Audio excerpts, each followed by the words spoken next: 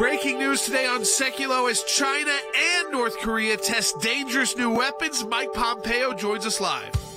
Keeping you informed and engaged, now more than ever. This is Sekulow. North Korea firing a ballistic missile into the sea only hours after the U.S. reaffirmed an offer to resume talks on its nuclear weapons program. We want to hear from you. Share and post your comments or call 1-800-684-3110. The U.S. military issued this statement. While we have assessed that this event does not pose an immediate threat to U.S. personnel, territory, or that of our allies, we will continue to monitor the situation. The U.S. commitment to the defense of the Republic of Korea and Japan remains ironclad, end quote. And now your host, Jordan Sekulow. Welcome to Sekulow. We are taking your phone calls at 1-800-684-3110. Secretary Pompeo will be joining us in the next segment of the broadcast to talk about the breaking news out of both North Korea and China. To North Korea first. So North Korea has test fired for the first time in 2 years a submarine-launched ballistic missile. Now, you might be thinking, okay, so ballistic missiles, and what about their ICBMs? Here's the difference between a submarine-launched ballistic missile. The submarine, of course, can go undetected. It can be moved around and maneuvered closer to U.S. assets, closer to South Korean assets, and so you don't have to have the capabilities of an ICBM to still carry out and have a very lethal and very dangerous weapon. And the fact, again, the testing of these weapons is always a sign to the world. It's not just a one-off event. It captures what's going on currently in the world. And we're going to talk to Secretary Pompeo, but I want to recall what Rick Grinnell said yesterday on the broadcast, which was when they started talking about Russia, resurrecting Christopher Steele. Look towards China. Well, China also. Now, this was a different test, so separate from North Korea's. China, back in August, but the news is just coming out, tested a hypersonic missile. This is something that would go into space, this hypersonic weapon. It would then sit in space, very difficult to detect, and then when they have a target they want to hit, they would be able to send that missile from space to the targets. And we talked about earlier in our radio meeting today, the people who mock the idea of a space force in the United States and the idea of how important this is going to be to our future. Even a show made about it, trying to mock the new space force, when in reality, our adversaries are moving forward with these weapons. We are living in 2021. This is not just some pipe dream from planners. These are real. You can actually design these weapons, put them into space, test them, and it is the new frontier, if you will, when it comes to national security, especially amongst the major world powers. So we're going to talk about all of that with Secretary Pompeo in the next segment, and then I want to get some of your calls and your thoughts mixed in as well. We talk about the hypersonic weapon. At the same time, we're going to update you on our FOIA involving Chinese assets inside the United States, specifically the Chinese asset Feng Feng, or Christine Feng, depending on which name, their Western name or Eastern name, who was targeting Swalwell. And we are still in court over that. And the interesting issue there that we'll discuss, because the FBI asserted a privilege different than all the other agencies that we asked to get this information on about these assets, because we thought it was important. If they are targeting, as we know, members of Congress, if they are targeting academic institutions, to what extent did private institutions also need to be aware? And that could be your business or the company that you work for, or the school your kid goes to, the school you work for, so where your grandkids go to. So that FOIA as well. That's all coming up on Sekulow today with this breaking news. Of course, South Korea, they've put their National Security Council in place because of this action by North Korea. We'll talk about all the ramifications of this with Secretary Pompeo next, and we'll bring in the team as well. If you want to talk to us on air, it's 1-800-684-3110. Here's what I think is the big problem here, and if you agree or disagree, let us know. It's that we just seem absent from the world. We're not flexing our muscles at all. We looked weak out of Afghanistan. There's some more news out of Afghanistan as well. And we look weak when it comes to these missile tests. Because it just seems like our military, our capability, at least publicly, isn't there. Major advance in weapons technology by China. That nation has tested a nuclear-capable, next-generation hypersonic missile. Beijing test-launched the weapon this summer, sending it into space and around the planet before it landed just 25 miles away from its intended target.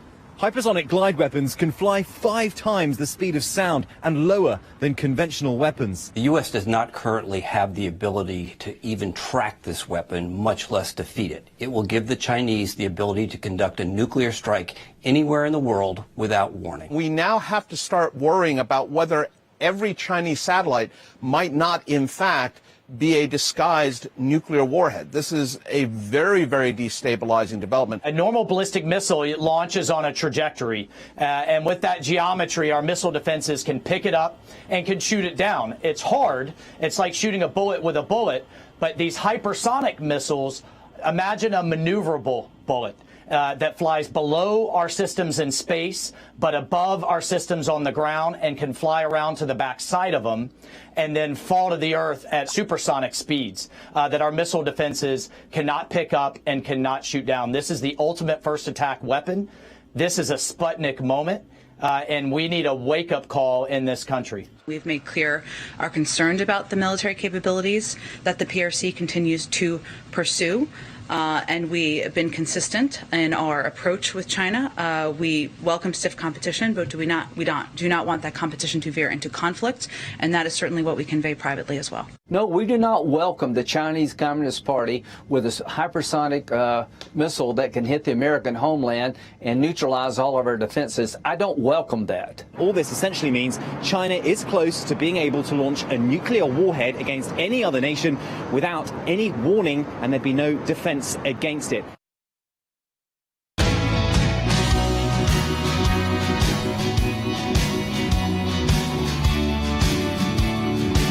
All right, welcome back to Sekulow. We will start taking your phone calls next segment of the broadcast, 1-800-684-3110, because there's breaking news. And Secretary Mike Pompeo joining us now as Senior Counsel for Global Affairs. Secretary Pompeo, some serious stuff out of North Korea today. They have tested, for the first time in 2 years, a submarine-launched ballistic missile. It's the first test in over 2 years. We talked a little bit only in our opening just about the implications of how dangerous these kind of weapons can be. We saw the National Security Council in South Korea get together, but just to let people know what these kind of tests and what these weapons do to our allies and our the world. Jordan, good to be with you. So I've read the reporting. It looks consistent with a missile test out of a place called Sinpo. It's a traditional North Korean military launch point.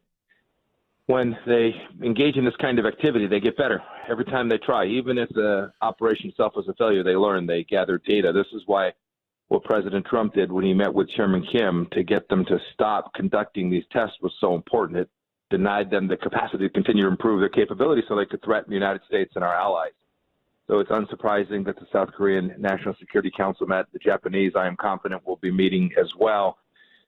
These kinds of missile tests put their people more at risk, and it's why the deterrence model that the Trump administration had put in place was so central to securing not only the American people from the threat from the North Korean nuclear program, but for the people in the region as well. You have the rare distinction. You've been to Pyongyang. You met with Chairman Kim. What is that regime? Obviously, there's been a shift from the Trump administration to the Biden administration, and with these tests, what do they think they gain? Your insight there. What is it clear what the North Koreans think they're gaining from this, other than just trying to threaten their South Korea or threaten potential enemies? But is there something internally going on too? I think there's two purposes. One is internal, as you suggested there. I think it is the fact that they're struggling. I think they're still struggling with the virus. There are 25 million people that live outside of Pyongyang. There's about 2 million that live in the capital. The 25 million who live outside live in horrible conditions. The human rights violations by the leaders of North Korea are truly of global tragedy. And so I think he demonstrates that they're still doing things for North Korean nationalism. But the second one is he's putting the world on notice that they haven't gone away, that they have this nuclear capability, and they will use this for leverage for things like humanitarian relief and assistance, to convince the Chinese that they need to make sure not treat them in a way that's inconsistent with what the North Koreans have asked the Chinese to do. That is, they will continue to trade with them. Remember, the North Koreans are still under enormous sanctions. And so these missile tests are aimed at convincing those who don't understand deterrence, sometimes the Europeans, sometimes even people inside the United States, perhaps even the Biden administration, that maybe we should just let go of those sanctions so that they will stop threatening the world. We're seeing a pretty disturbing trend, nation to nation, all this new testing of military might be. Every week there's a different adversary of ours testing weaponry. And so we also have, and we just mentioned it to people, that China, we're just finding it out now, but that China reportedly tested in August a nuclear-capable hypersonic weapon, much harder to detect and intercept than ballistic missiles. These kind of reports, again, it seems like they're moving forward with bold military plans. The news ultimately gets out, and the analysts that have been in the media on this Chinese hypersonic weapon, I mean, they are sounding some major alarm bells, even about these being hidden inside satellites. They put up a satellite now, having to think that every Chinese satellite is a potential nuclear weapon. Jordan, there's no doubt the Chinese Communist Party is intent on building a military that can dominate the American military, the militaries of the West, including the Europeans and ours. Our adversaries don't stand still. We have to continue to move forward as well. We have to continue to do the things we need to do to secure our freedom. We did that. President Trump built our military up. We began to conduct research on all kinds of things that we just hadn't done for the 8 years prior to that. My biggest concern is that when you hear the White House press person say that we welcome competition from China. No, we don't welcome competition from the Chinese Communist Party. We want to continue to be the beacon for freedom around the world. We don't want to live in a society that is dominated by a Marxist-Leninist ideology. We need to make sure that we have the military capability to defend ourselves and the economic might to help our partners and friends around the world.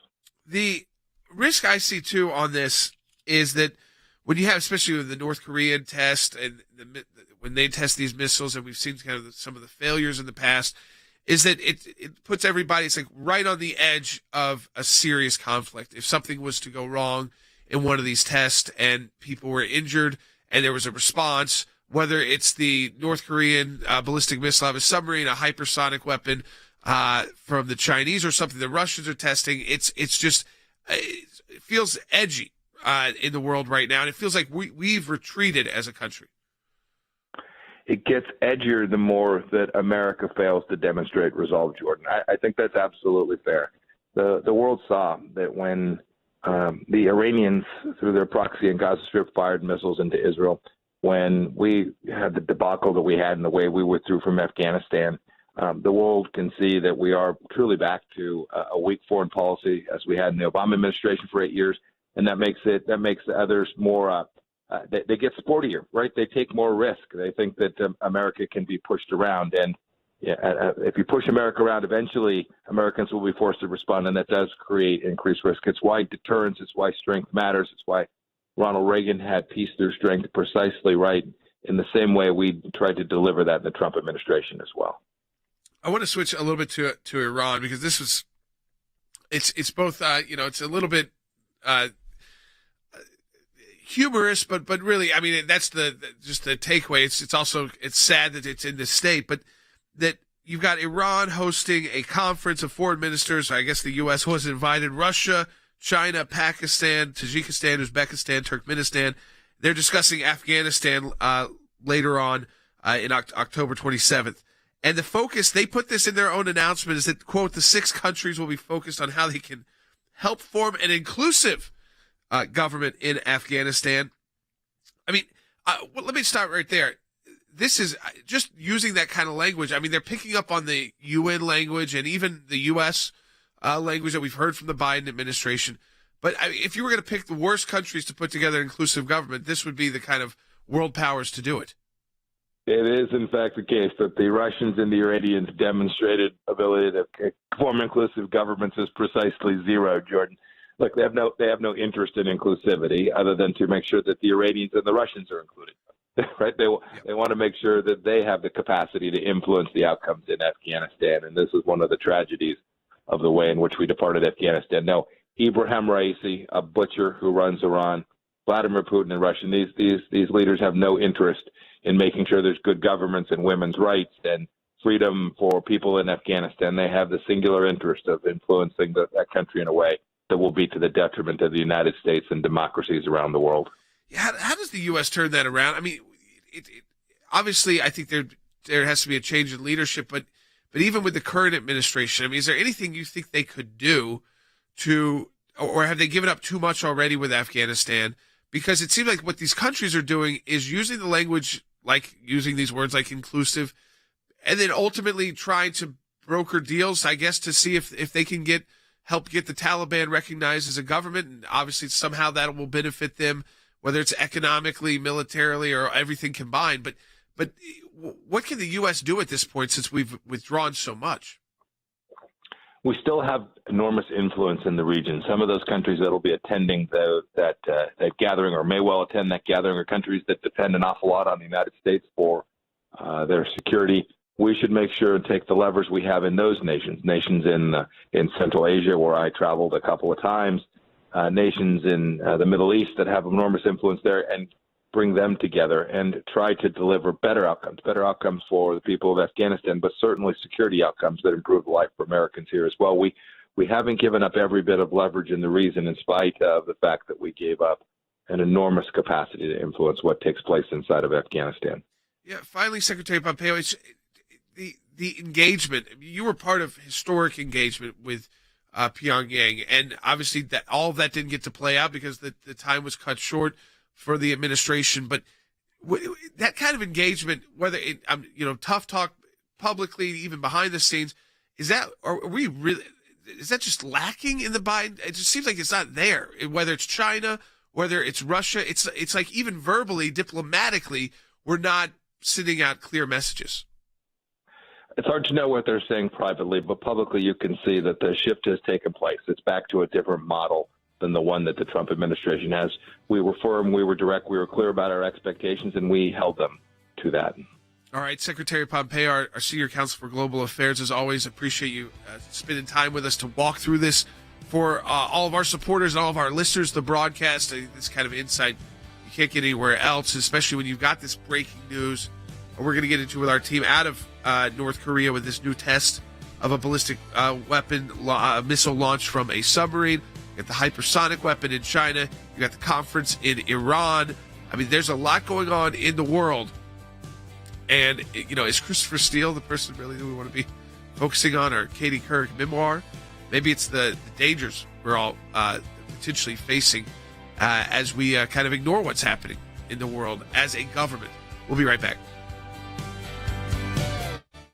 In my time in service, both as the CIA director and as Secretary of State, I watched the good work that the ACLJ was doing here in the States and all across the world. The ACLJ's work at the UN, overseas with the European Court of Justice, is incredibly important. We have on our team lawyers, non-lawyers as well, that are policy experts. They're all engaged in foreign policy issues. We have been focused on protecting the nation state of Israel, particularly before the United Nations. We don't shy away from the battles that are going on at the UN and just complain about them. We actually try to go in and do something positive and actually affect change. The risk of an incomplete or unsolid relationship within the United States of America and Israel is real. Israel is very important to the ACLJ, and we will always fight for Israel's rights. We had a series of cases at the European Court of Human Rights, primarily dealing with religious liberty. And as Secretary of State, I saw this too. Nations that had more religious freedom were on firmer footing. They had better democracies. America has always been the world leader in religious liberties, in freedom of conscience and freedom of speech. We've taken the First Amendment, and that has been our cornerstone. It's to defend the rights of people of faith and others that are having their rights abused. We not only hold our government accountable, but we hold other governments accountable. You have to keep the battle going when it's not cool anymore, when it's not the #1 story on TV. You have to actually be committed to fighting it out, or else you'll never win. The ACLJ's front and center on this, whether it is going after the deep state, whether it is litigation that we're engaged in. Your support of the ACLJ enables us to do all of this. Go to aclj.org today. That's aclj.org.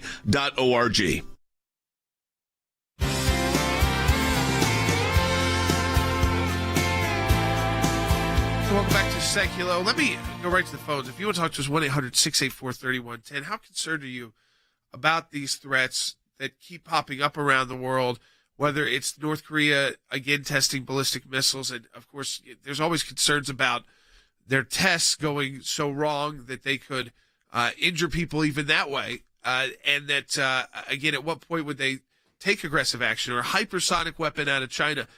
This is not a science fiction novel. This is reality that we have to deal with as a nation, and also with our allies. If we it'd be nice to know, I think, from this current administration, when these kind of stories pop up, instead of all of these analysts coming in and saying, what these weapons can do.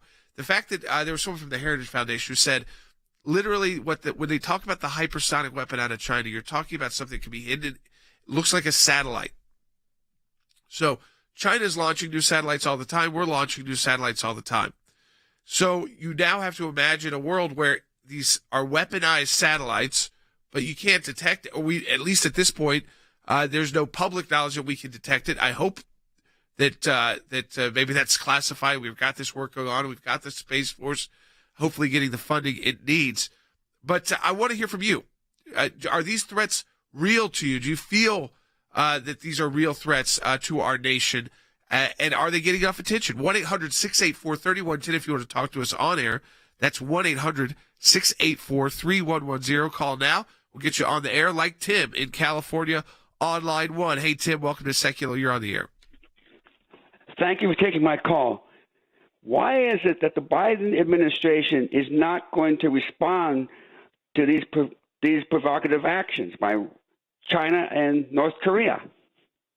Let me go to Harry right on that, because, Harry, the question, we don't know if there's a behind-the-scenes response, but certainly these public response, we might get a condemnation, we might hear words, but these words, they ring hollow these days. So I think this close to the Afghanistan withdrawal and the blame game there, trying to blame the Afghan military and the facts and the numbers there. Oh, it was 300,000 strong. What they didn't tell us was 200,000 of those 300,000 were killed over the last 20 years in battle because they were on the front lines in the war against the Taliban. That didn't come out till a couple days later. Is that our words just ring hollow? So that the diplomatic work, there might be something going on behind the scenes. We might see a public condemnation, but these countries don't seem very concerned. And I don't think they should be concerned. Why? Because the Biden administration continues to exemplify one thing and one thing only: weakness and spinelessness. So the Biden administration continues to put the United States last and global elites first. Jen Psaki, the press secretary, states that we welcome stiff competition. And apparently she is suggesting that the Biden administration welcomes threats to the homeland just so long as those threats are indeed inclusive and diverse. So apparently Jen Psaki and the Biden administration appears to love threats so long as they come from Iran, the Taliban, North Korea, China, and Russia, a fairly diverse group. China, for instance, has already injured millions of Americans because of a lab leak in Wuhan. And China has effectively killed hundreds of thousands of Americans through the virus. Meanwhile, the Biden jazz band continues to play on, and they do not respond to provocation except to exhibit one thing, and that is weakness. Yeah, I mean, I want to go to Than in Washington, D.C., because, Than, this is, again, we see the members of Congress talking about it. We see the analysts talk about it, but it just seems from the Biden administration, they just want to talk Build Back Better. And they don't want to talk about the real threats that are posed. It starts with COVID. I mean, it starts with the lab leak theory. The idea that first, if you talked about that, you were taken off social media and you were banned. And then now that's become the leading theory. But the evidence is just disappearing as we go. The World Health Organization is not allowed back in. But so all these threats, whether it's the starting with COVID or the testing of these new weapons, it just doesn't seem like we're used to a country that obviously is threatened. But it's like we're not publicly, at least, we're not staying one step ahead of our enemies. Yeah, Jordan, I think one of my concerns there is that approach might actually be dictated by the fact that that's really their foreign policy of choice. I mean, if your goal is to sort of create a level playing field across the globe and bring the United States down a peg or two because you think that is going to calm things down, this might be the exact approach you're going to take. Now, I think if you take a historical look, as I'm sure Andy's going to do here in just a minute, you'll see that is a recipe for disaster. If you don't want to lead from strength, if you want to lead through appeasement and bring the power of the United States down a peg or two, you're just asking for trouble. But if you look around at just the three instances that you've mentioned so far, Jordan, I think that's exactly what you see. You look at North Korea. Clearly, Jordan, we can't ignore North Korea at this point. Now, you can have a debate about how you should engage them, about what the proper way to engage them, but you can't ignore them. So what is the United States plan at this point? I'm afraid, Jordan, it's probably just to ignore them. Then you look at China. They have made it abundantly clear what their mission is. Their mission is to be the next superpower of the world, and they are committed to it. Jordan, are we committed to it? Is this administration committed to it? I'm just not sure. And then you look at Iran, and you talk about this conference that they're going to have with these six countries to create an inclusive government in Afghanistan.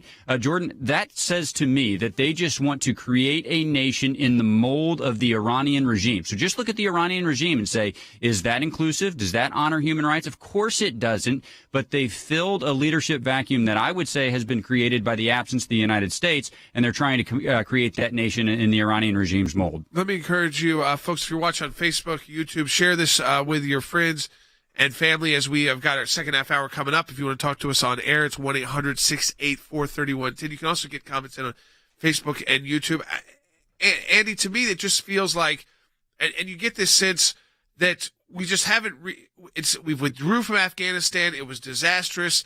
And kind of since then, that's been the Biden kind of, and with COVID to that, and the lack of response to China, the withdrawal of Afghanistan, it just kind of, it feels like that's like Than is talking about, they're putting us in this position where we didn't have to be. We could deal with the threats that are posed to us as the superpower in the world instead of giving up that status and not dealing with the threats. Well, you're absolutely right, Jordan. The thing that really distresses me is when I hear this press secretary, Jen Psaki, making the absurd comment, we welcome stiff competition from China. And Lindsey Graham and Mike Pompeo, we just heard, and my colleague Harry Hutchison said quite the opposite. I don't welcome stiff competition in the area of nuclear capability and the ability to strike out and kill us. Why would you make a stupid remark like that? But the reason is because who do you have as president? Instead of somebody with the leadership capabilities of Donald Trump or Harry Truman, we've got in the White House Calvin Coolidge and Franklin Pierce. That's who we've got as our president, someone who is spineless and gutless and doesn't know how to lead. And listen, this makes it that much tougher. We can always rebuild. We can always take back. We have that opportunity. We have that, I think, capability in the United States. But they make it day by day tougher and tougher and tougher to respond to the growing threats. One, by not acknowledging them. Two, by being on the payroll of the Chinese. And then three, just kind of letting the world move along, like with things like where we dedicated 20 years to Afghanistan and just giving it up. Just giving it up to the world. We'll be right back. Second half hour coming up. A lot more to get to.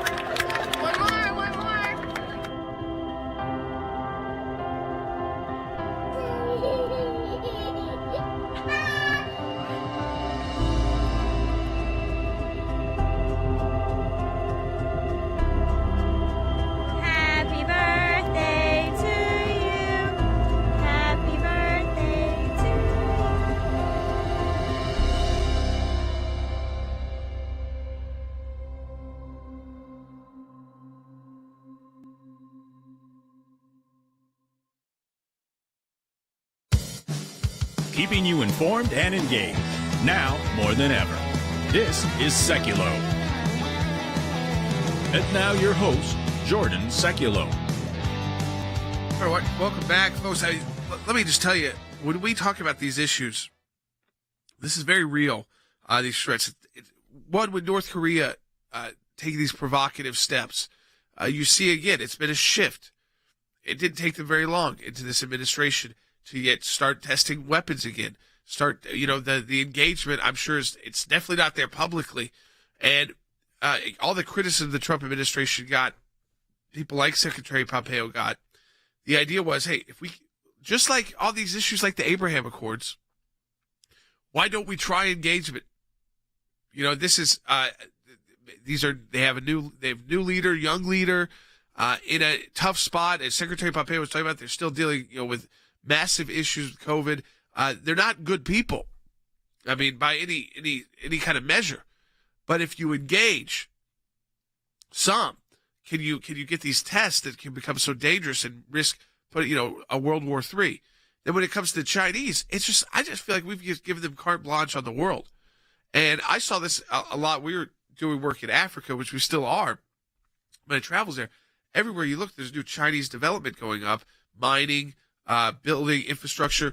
But who was right behind them would be in some of these countries where they were heavily sanctioned. It'd be the countries like North Korea. So we think of them as these hermit nations, like the North Koreas, that don't have expansive foreign policy. They do. They just aren't doing it in Canada or Mexico. And they're not in the United States as much. Now, the Chinese, they are. So we've got a new FOIA battle in court. So the FOIA was filed back in 2020, in December 2020. But now it's because the FBI claimed, and none of the other government agencies claimed, that they could not confirm or deny whether they had the information that we were looking for. This was the information involving the Chinese spy and Eric Swalwell. What was the relationship there? What does the U.S. know? But also, what should we all know about these efforts by the Chinese to infiltrate all these different aspects of our culture, government, military, inside the United States? It'd be information that would be important for Americans to know. So that's why we are still in battle. So the FBI claimed that. Interestingly enough, the other government agencies didn't. So Andy, I want to go to you on this because this is a unique case that we have now, because it's whether or not the FBI improperly claimed this Glomar exception, which is it's we can't confirm, we can't deny, typical line that you hear out of like a military or a spy novel. But they were the only agency to do that. The ODNI, the other agencies that we sent this FOIA to, none of them claimed that so we've now got a case on whether or not that was proper or not. I think it just explains to people how deep in the weeds we have to go at the ACLJ and our attorneys go to get to the truth. Thank you, Jordan. And that is true.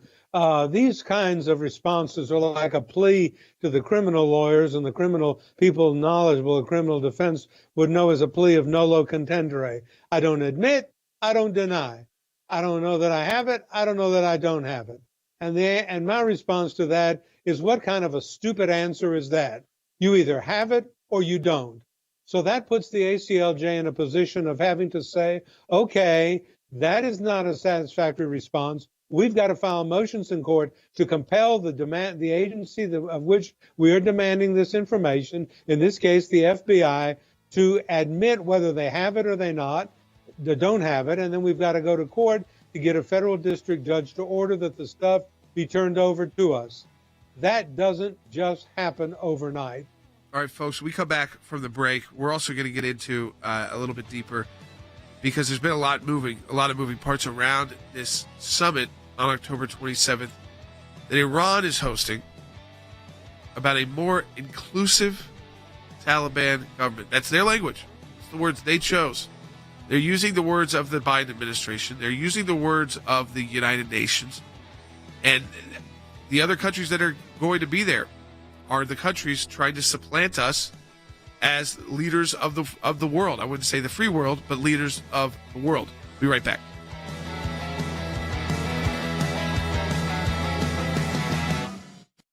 Overnight from North Korea, a report that the country has tested a missile that could be fired from submarines, making it a far greater threat to the United States. It's a, for lack of a better term, it's a cry for help from Kim out there. And he's kind of sending a message to the Biden administration, hey, I'm still here. North Korea had revealed 2 new submarine-launched ballistic missiles known as SLBMs during military parades this year. But this one, it appears to be the first time the country has tested an SLBM ever since 2019. The launch was reported by military officials in South Korea and Japan and comes just after South Korean envoys met with U.S. officials to discuss the nuclear standoff on Monday. North Korea has just fired 2 ballistic missiles. It is very regrettable that the country has continued launching missiles since last month. I'd rather not predict North Korea's intentions from my point of view, but I think we must continue to try to grasp the situation and gather information. This is arguably North Korea's most advanced show of military capability ever since President Biden took office. And South Korea's military has now been saying that that was launched, at least one missile was launched off the coast of Sinpo. That's a city on the east coast of North Korea and a hub for its submarine production program. The U.S. military called Tuesday's launch destabilizing, but said it did not pose an immediate threat. Pyongyang has decried what it calls double standards by Seoul and Washington as it faces international sanctions over its weapons program. Here in Seoul, the Joint Chiefs of Staff have said it was a ballistic missile. They believe it's possible it could come from a submarine, but we might not know that until we get images. Now, what happens with these images is Pyongyang carefully controls them. They will send out those images in state newspapers and release them on TV, probably within the next 24 hours. That will give analysts a better idea of the kind of capabilities Pyongyang now has when it comes to this fleet.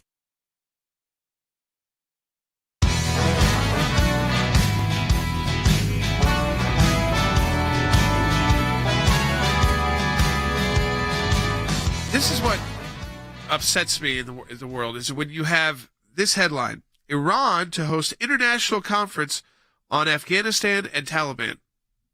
This is a country that exports terrorism around the world in its own region. They target Americans. They target our own troops in Syria.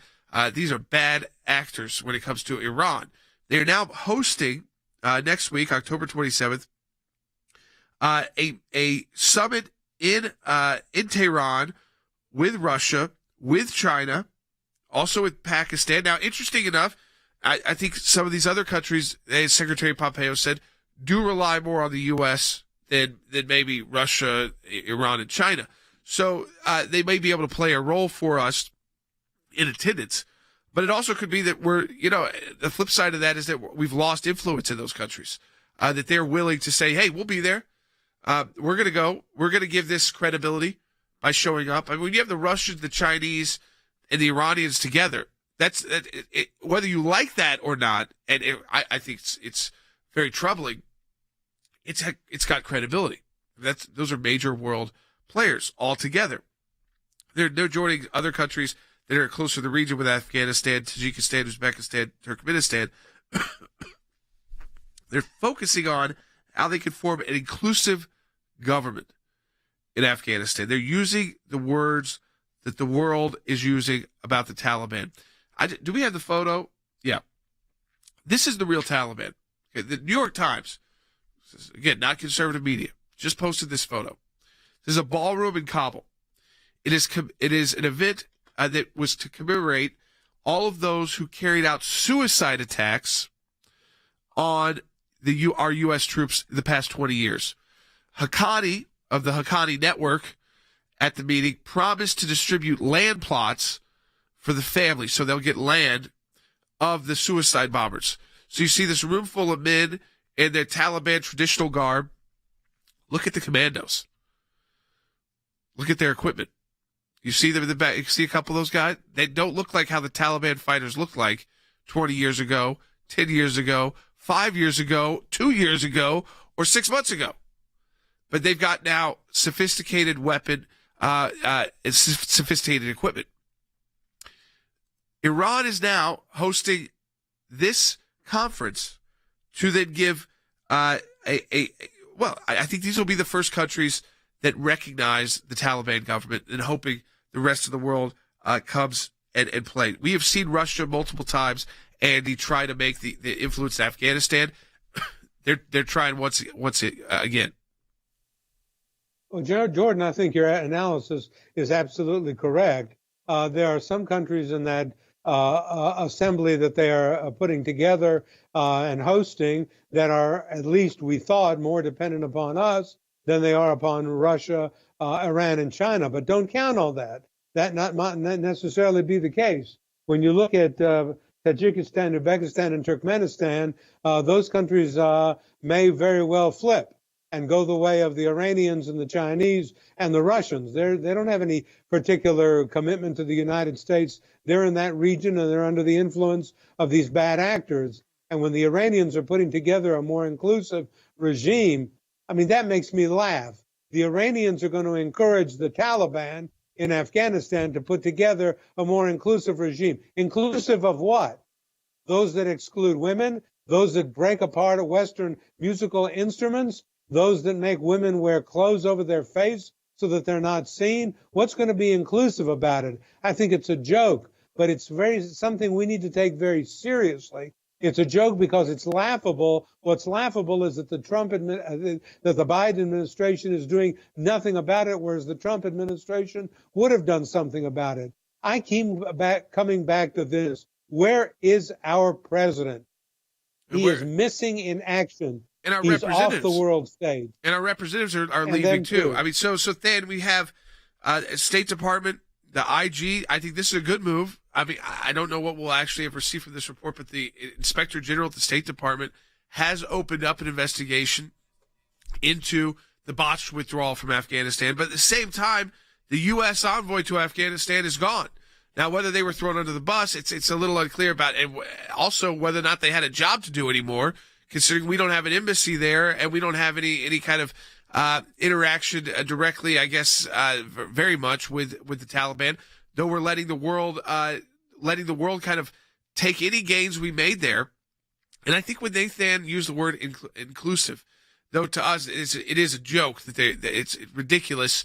What they're trying to do is unite the tribes in Afghanistan, which has never really been done before.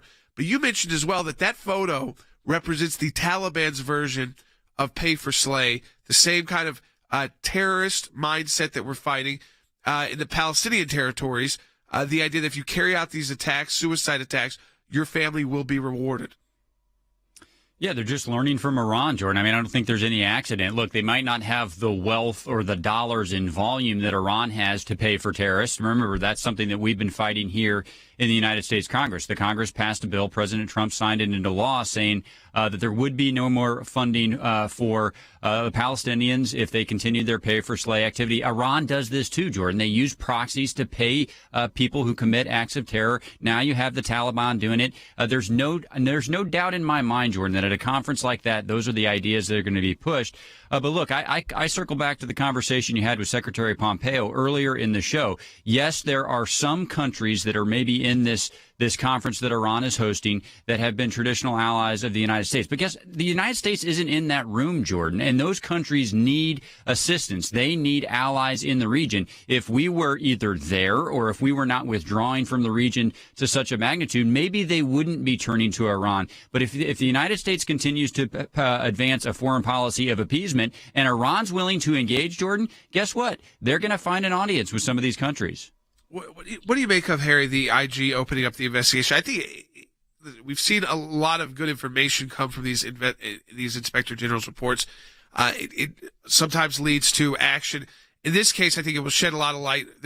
Because we do know there were a lot of State Department career officials who do good work, who were putting out warning signs. We saw from the intel community, the State Department community. Some of them were even signing on to the complaints publicly, even though they had a way to do those complaints without sharing your name and doing it anonymously. They were putting their names out there even days before the withdrawal. So it's obviously led to a Inspector General who was outside the kind of pressures that the administration could put on, and they're doing this just on the withdrawal. I mean, so it seems clear that at least there's some acknowledgement inside the apparatus of our government that things were not only wrong but totally botched.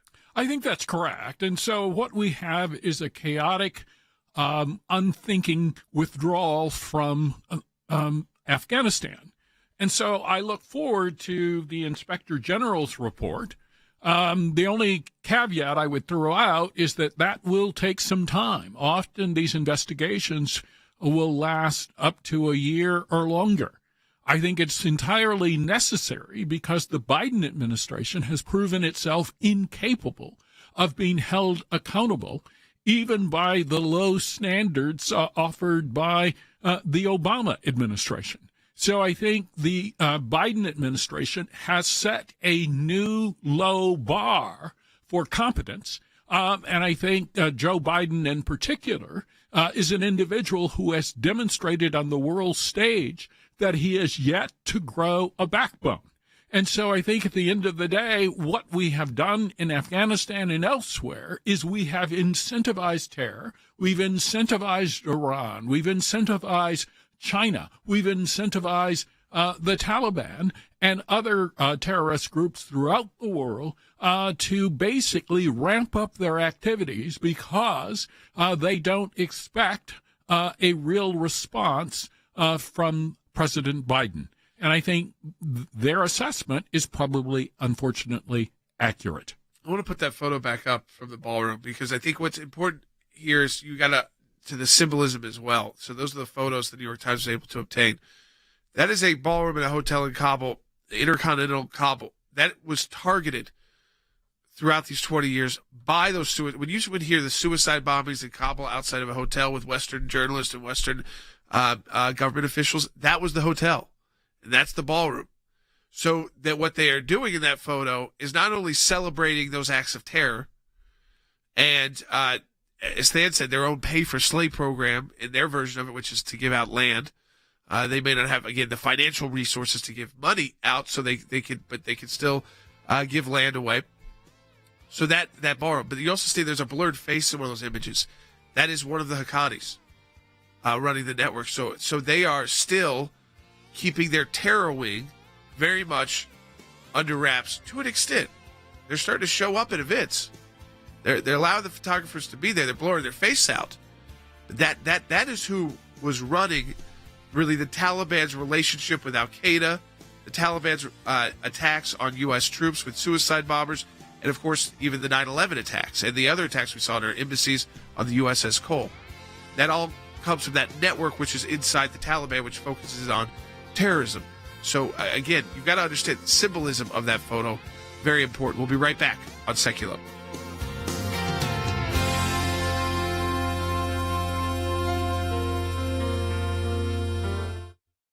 There's new concern tonight about China's military capabilities amid a report the country recently tested a nuclear-capable hypersonic missile. The communist country in August tested a hypersonic missile capable of carrying a nuclear warhead, launching it into low-orbit space. They launched it into space. It circled the Earth before cruising towards its target. Now, these missiles, they can travel at 5 times the speed of sound. They can fly lower than conventional missiles, and they can also be maneuvered in the air, which makes them very difficult to trace.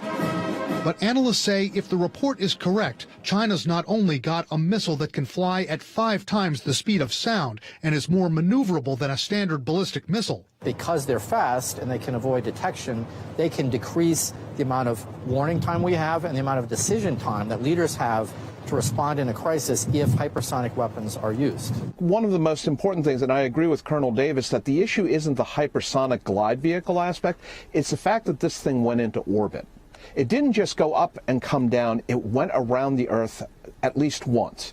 What that means is that we now have to look at every Chinese satellite as a possible nuclear delivery system. Defense Secretary Lloyd Austin, while not commenting specifically on the Financial Times report, said this. We watch closely China's development of armament and advanced capabilities and systems that will only increase tensions in the region. The thing that's most frustrating is it's our money that is fueling this military buildup from Wall Street to Hollywood to sports.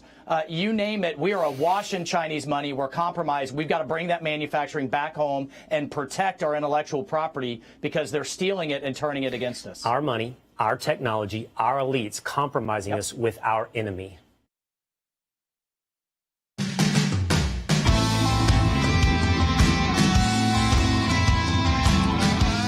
come back to a second. I do want to get a little more time on this hypersonic weapon. And again, to hear from some of our good friends on our broadcast, like Senator Lindsey Graham, about the game-changing nature of a weapon like this in the hands of a nation like China and the Chinese Communist Party. We've seen how they've been acting on the world stage with COVID, whether it was extreme negligence, whether it was intentional. This theory that it was their fault is the leading theory now. And yet, because the world is so dependent on them economically, including the United States, we take no action. The World Health Organization gets turned away, and they just say, oh, okay. And, they continue to advance because they continue to grow their economy.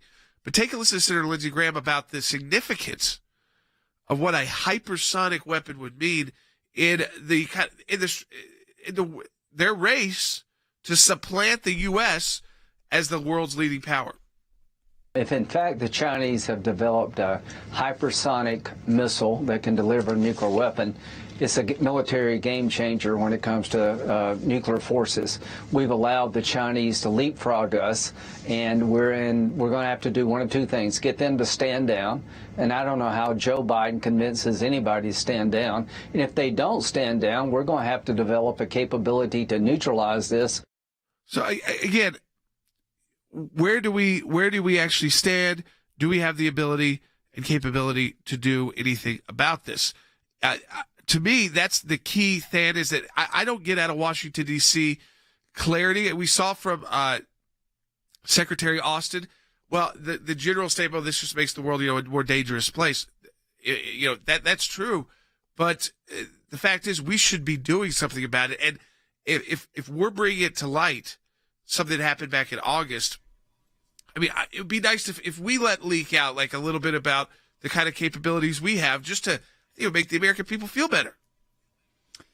Yeah, I mean, I think the COVID pandemic is actually pretty instructive on this case, Jordan. I mean, think about it. For more than a year, it was taboo in Washington, D.C. to even suggest that the Chinese were responsible. And like you said, now it's the leading theory. Well, here's the problem. We've given them a year to get rid of evidence and to cover their tracks. They're also likely not to pay the high price that they should. So guess what? They're going to do it again. Well, I see the same scenario unfolding here. If China has developed this capability, clearly Senator Graham is correct. The United States better get on preparing a way to neutralize it. Now, I don't know where our capacity is at this point. Hopefully it's a lot further along than I'm aware of. But Jordan, here's what I do know. There's no time to waste. The Chinese aren't going to slow this down. They're going to go as far as the world will let them go. And when I say they're going to go as far as the world will let them go, that really means they're going to go as far as the United States is going to let them go, because the United States is going to have to lead any coalition that is going to look to mitigate these efforts. And I just don't take a lot of comfort from the year of history of the COVID pandemic. We've got to do better in responding in a real or a timely fashion than we did in that situation, Jordan. Hey, Joanne on Facebook, she wrote in, does Biden's Build Back Better plan actually just mean no country fears us anymore? We want to be feared as a country. It's a good thing to be feared. You might not be loved by everybody. The Europeans might not love you as much, and you might not be celebrated as much at international conferences. But at the same time, you have that sense of stability, and also that these countries know that if they cross a line, we can respond in a way that would be devastating to them. We used to, as Americans, be able to make that statement and kind of feel that way, that if these countries cross the line, we know we can respond. When we hear about these new weapons, we hear people like Senator Lindsey Graham talking about this would be the next level, surpassing us. It takes away that feeling that we can we can stomp out the bad guys if we have to. I think that's correct, and I think what we've done to American foreign policy is we have sent a signal to the rest of the world that they can cross virtually as many lines as they wish, and there will not be a real response by the United States.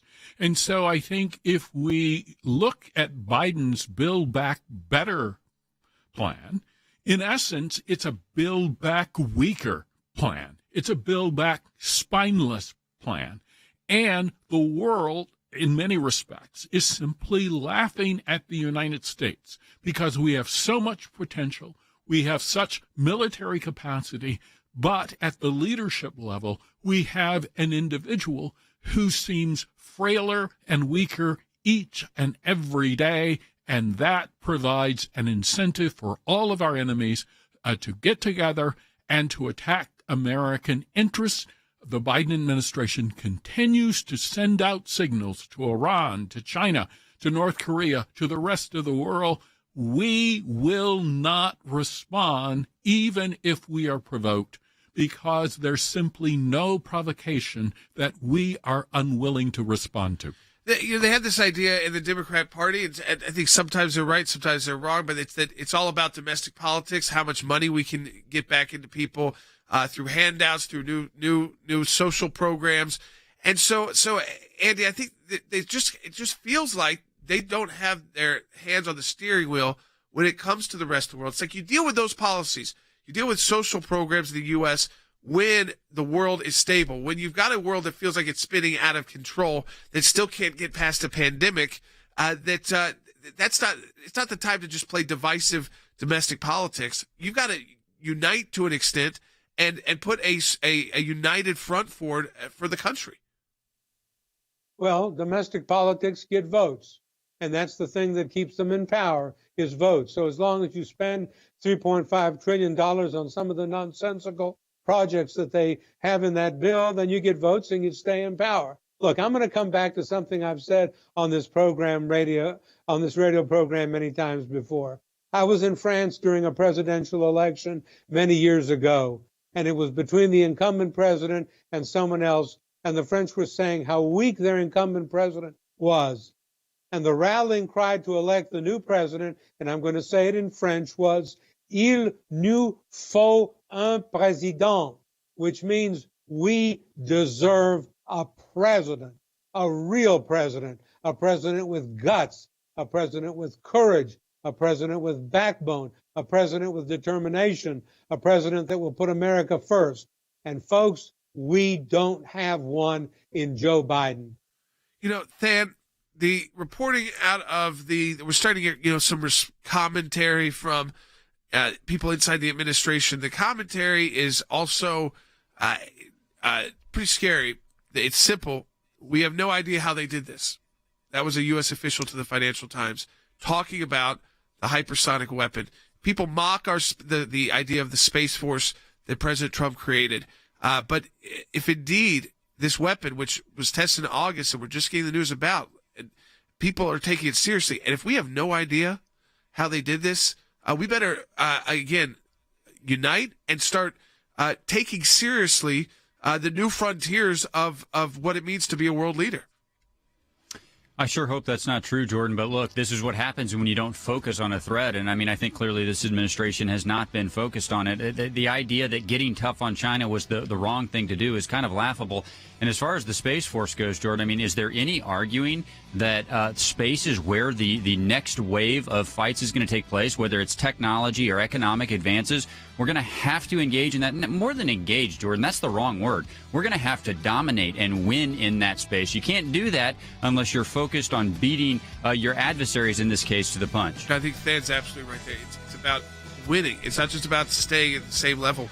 We should be 10 steps ahead, not trying to figure out, how did they do that? Could there be nuclear weapons and satellites? And that's a reality now that we're living with. But you won't hear that that's the real problem for the Biden team. We'll talk to you tomorrow on Sekulow.